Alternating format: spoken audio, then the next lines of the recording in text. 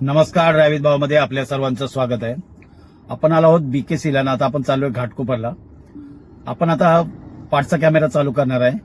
रस्त्यावरच्या घडामोडीनं तुम्हाला ह्याच्यामध्ये बघायला मिळेल. आपण आपल्या लेननीच चालायचं, मर्यादित वेग ठेवायची गाडी आणि तुम्हाला ह्या व्हिडिओमध्ये नक्की बघायला लागले. शेवटपर्यंत बघा. पण दुपारची वेळ असल्यामुळे ना रस्ता अक्षरशः खाली आहे आणि समोर जे भलं मोठे तुम्हाला जे ऑफिस बघायला मिळतंय ते ऑफिस आहे ओएनजीसीचं. 2 झेंडे आहेत, एक त्यांच्या कंपनीचा आहे आणि एक आपला भारत मातेचा तिरंगी झेंडा आहे.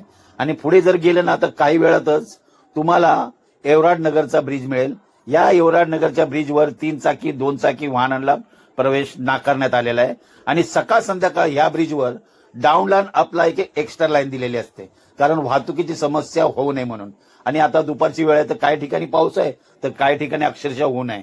श्रावण महिना म्हणलं ना तर ही अशी स्थिती असते, कुठे ऊन तर कुठे पाऊस. आणि आता आपण एवराड नगरला उतरल्यानंतर एकदम दुपारची वेळ असल्यामुळं अक्षरशः ट्रॅफिक थोडीफार आहे, पण आपण जलद पोहोचू शकतो. हीच गोष्ट जर संध्याकाळची असते तर अक्षरशः बापरे बाप, इतकी वाहतूक समस्या असते ना, तुम्ही विचार करू नका. आता हा सुमननगरचा ब्रिज आलेला आहे आणि ह्या सुमननगरच्या इथं लेपच्या ब्रिजवरून तुम्ही पुण्याला जाऊ शकता आणि वाशीला. सरळ गेलं तर तुम्ही नाशिकला जाऊ शकता आणि ऐरोलीला.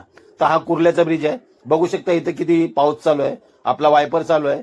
पण काही वेळात तुम्ही पुढे जर गेला ना अक्षरशः तिथे काही पाऊस नाही. बघितलं, इथे काही पाऊस नाही. हीच कमाल आहे आपल्या श्रावण महिन्याची. आणि काही वेळातच आता आपण पोहोचतोय अमरमाल सिग्नलला. दुपारची वेळ असल्यामुळे ना आपण एवढं जलद आलो, नाहीतर बापरे बाप संध्याकाळच्या वेळी कमीत कमी 45 मिनिटं ते तासभर लागतो. काही वेळातच आपण आता छेडानगरला पोहोचणार आहोत.